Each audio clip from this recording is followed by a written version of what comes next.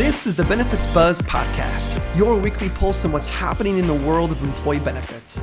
Brought to you by your friends at WEX, who believe in simplifying benefits for everyone. Now listen up and let's get buzzed.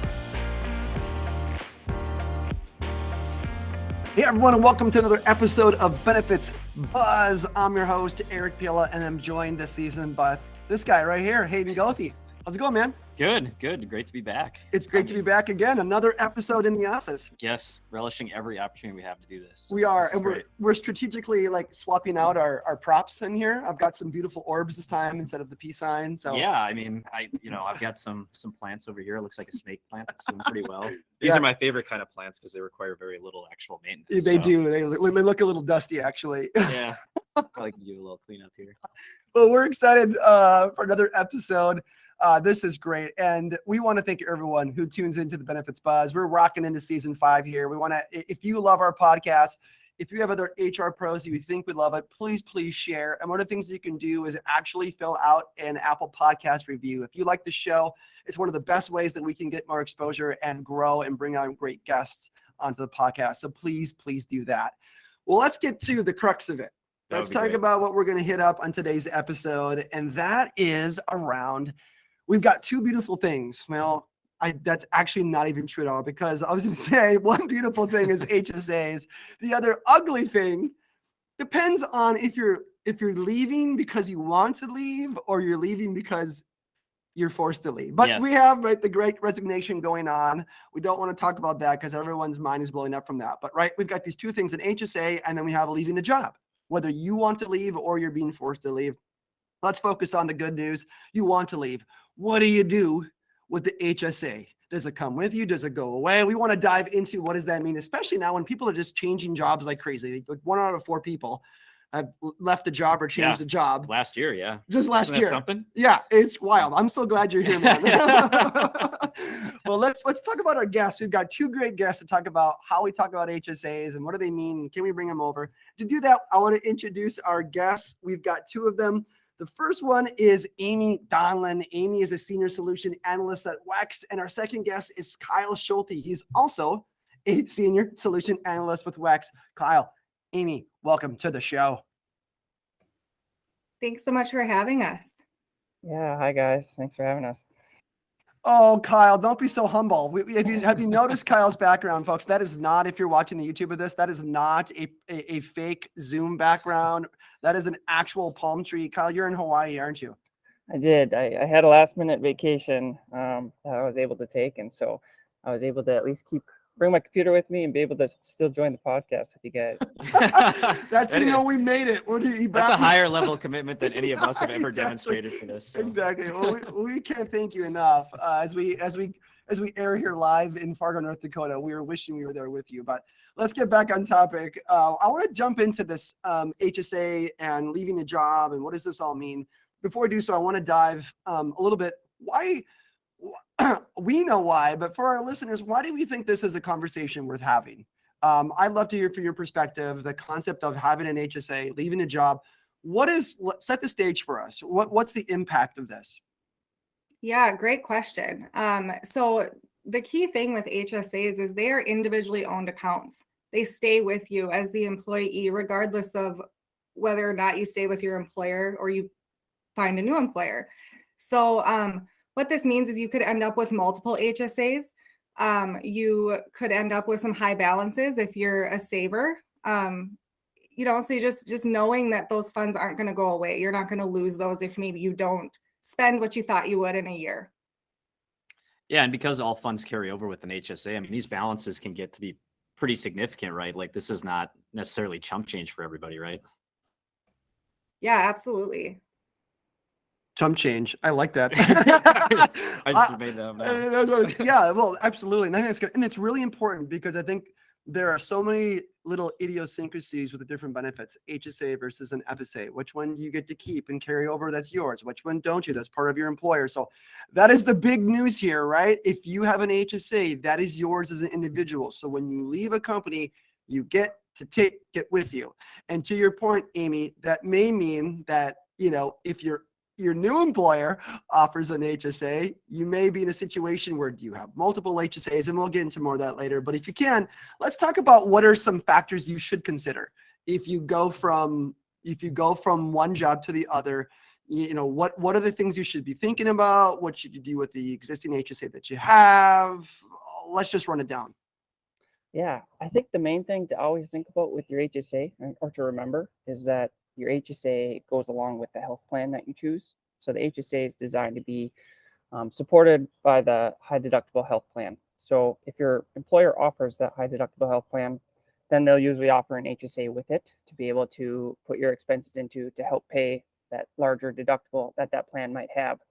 So as you go to a new employers, it's always important to understand the benefit packages they have, the medical plan options that they're going to be offering, to know if an HSA is going to be something that you want to be in or something that you'll be able to continue contributing towards when you already had one in the past. Yeah, and so like when you're looking at, let's say you go from, you're going from one employer that's offering an HSA and HDHP to another employer that's doing that.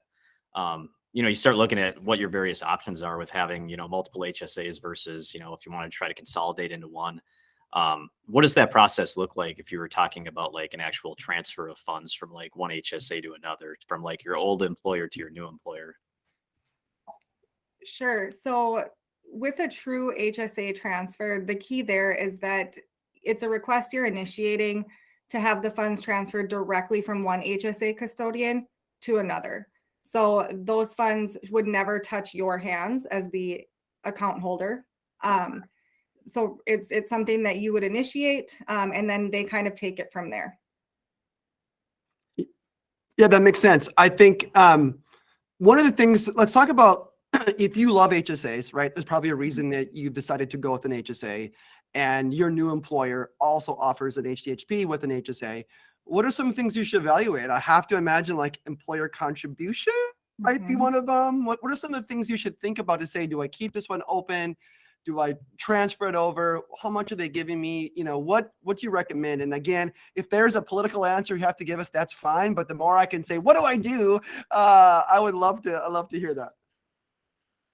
Yeah, I definitely think that an HSA and how an employer offers it can definitely vary between employers. One thing you mentioned is the employer contributions. Obviously, there's a maximum on HSAs, an annual limit each year, but whether that comes from an employee or an employer doesn't make a difference there. So the amount that an employer chooses to contribute can really be an impactful piece in the benefit plan that they choose to offer. The other great thing about the HSAs is the investment tool that go with them. So I think my favorite piece about HSAs is the saving aspect of it and being able to invest it similar to like a 401k or a future retirement plan. And the investment options that go along with each administrator can definitely vary. So you may have better options with one plan than you might at another. Yeah, that's good to consider, right? Like, Yeah, what are they definitely. contributing? Their investment options. What are those investment options if you're savvy and you're investing your dollars in your HSA, which you should if you have the option. But Well, in some of this process too, I feel like, especially if you start talking about HSA investing, right? Like it is kind of similar to like, a lot of us have changed jobs too and had to do make these kind of decisions with like a 401k. right. I mean, it's not that much different really. No. I mean, in terms of the actual need to do that, but what are the perks to like doing an HSA transfer? I mean, I assume it's one obvious perk, I suppose, would be like, you just have to worry about managing one account, right? Are there any other things to really think about? Yeah, I agree. I think that's the big one. If you're changing jobs often, and as I mentioned, you might end up with a few different HSAs, that's 3 different logins, 3 different debit cards, 3 different accounts that you're trying to have to keep track of.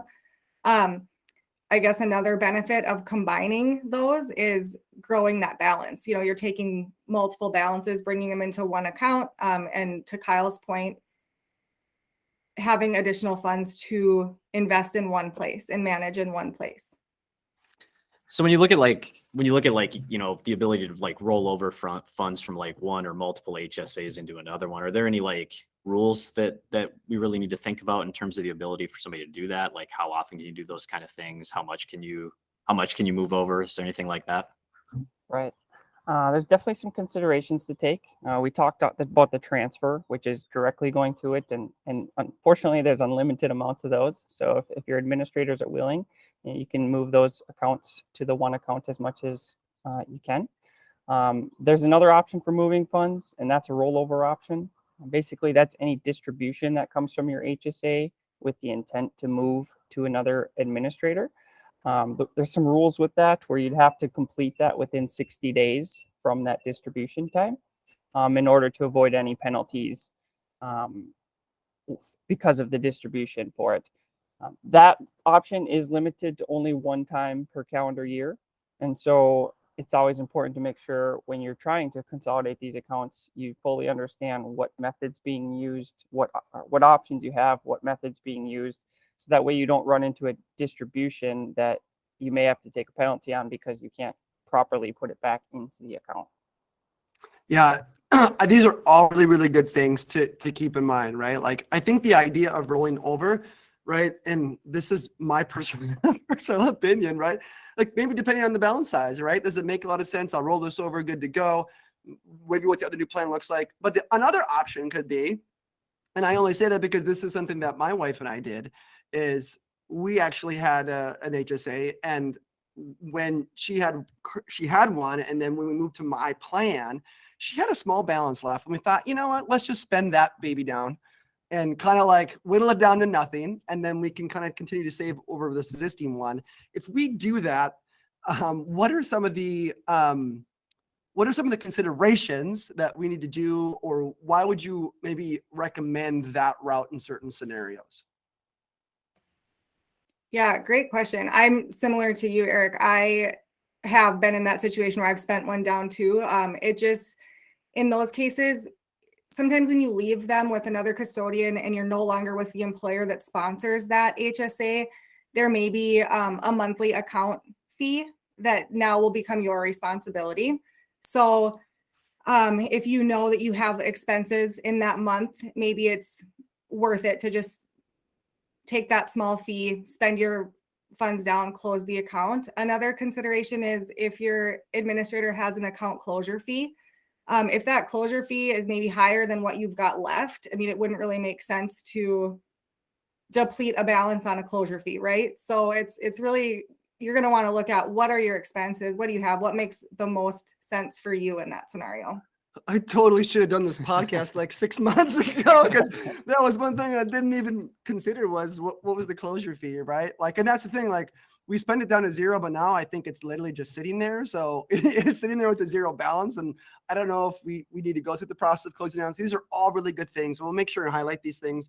These are really good tips depending on which route that you go. So, one other thought I had too, let's say somebody goes from, having a health savings account to going to an employer where a health savings account maybe isn't offered, or they're going to sign up for a flexible spending account. Are there any things that individual needs to think about? I mean, suddenly you have this HSA, right? But you don't really have an ability to contribute to it anymore. So like, what kind of happens from that point forward? Yeah. So that again is the beauty of an HSA, where I think it has so much versatility to where even when you aren't able to contribute to it because you're not on the proper health plan, you still have the ability to spend it down, use it for those expenses. So it could be still saving you future expenses or tax dollars for those expenses that you might incur in the future. So if you've built up a nice balance by being on that high deductible health plan for so many years, and then at a point in your life where you may want to change to a more traditional plan, as your medical expenses might be changing, it certainly can have that versatility there to be able to continue using it. It's never going to be lost. And then even if you don't choose to use it, it can sit in that investment account and continue to grow for you. Yeah, and you can keep spending those funds too, right? Yep, Anytime yeah. you want. Yep. yeah, that was going to be, you stole my next question. Was my thought was going like, because I seriously considered, do we go back to a traditional plan, not on HDHP, we still have an HSA, right? And I think maybe you answered the question. It was like, I have these dollars here, but now I want a plan that doesn't qualify for an HSA. can I still use the dollar for this, but then still be on this plan? And if you could just talk through, I know we just touched on it, but maybe kind of walk through, are there any things to be considered when you have an HSA open from a previous employer, you're on a traditional plan with maybe an FSA instead? How do those two work and coexist at the same time? Sure.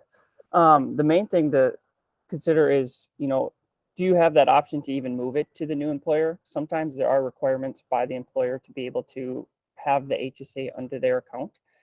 So you'd always want to be able to check with them and see if that's something that you can bring with them to keep under that benefit plan. But if you do have it separate with employers, essentially you're just having one account there able to use for your medical expenses as you wish. And you may have a different benefit plan with your current employer that you could also use medical expenses, such as like a medical FSA or something like that. At that point, it becomes your choice to decide what plan you'd like to use first to be able to help pay your expenses. Obviously, with the HSA having the investment tools and the rollover from year to year, you don't have to spend it from year to year. That option just always has a lot of flexibility in being able to hold on to for as long as possible, and try to use any funds that may be made available to you and may have a shorter time period to use. That's awesome. I mean, that's the perk of having an employee-owned account like that. I mean, yeah. As we wrap up here, this has been so good. And I feel like this is one of these episodes. I know we usually talk directly to HR professionals because we love nerding out with them, but this feels like an episode too that could almost be, for participants too, who are actually in this process. So if you're listening to HR pros and you think this would be really beneficial, obviously it's great to make sure that you feel like you're up to speed on how to position this when they have questions to you. But this feels like a really good thing that I wish I just said, I really wish I would have listened to this because I would have known my options a bit better. Anyway, I digress, but I'm just thinking about applicable uses of this. Anything else? I know we've covered a lot of the highlights, I think, from moving back and forth, but I always love to end the episode with, what did we miss? What other tips would you give to kind of wrap up our conversation on HSAs and leaving a job? Yeah, I think, again, the biggest thing is to always keep in mind and carefully look at the benefits offerings of what your employer is giving you, weighing the options of what your retirement wants to look like, or what you want your retirement to look like, your medical expense and your medical expense history, how you want to commit to that saving and work on having those pre-tax dollars set aside for that. And then just knowing what your employer is offering and what benefits from each plan come through, because one might always look better than the other. So it's always just keeping in mind and being mindful of what's going on. Yeah, that's great advice. Yeah, I love it. I love it. Great way to kind of wrap up the conversation.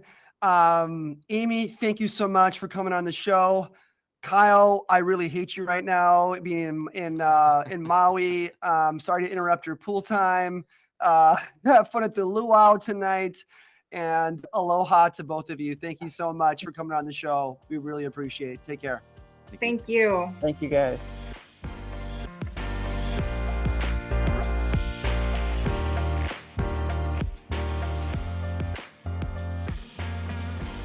WEX is in the business of simplifying benefits for everyone. Now, although we certainly hope our podcast sparks some aha moments, like that was pretty cool, but of course we cannot provide legal, investment, or financial advice. And, well, therefore, nothing shared in this podcast should be interpreted as such. We encourage you to seek out appropriate professional advice regarding your plans. Hey, congratulations! You made it through our disclaimer. Thanks for listening.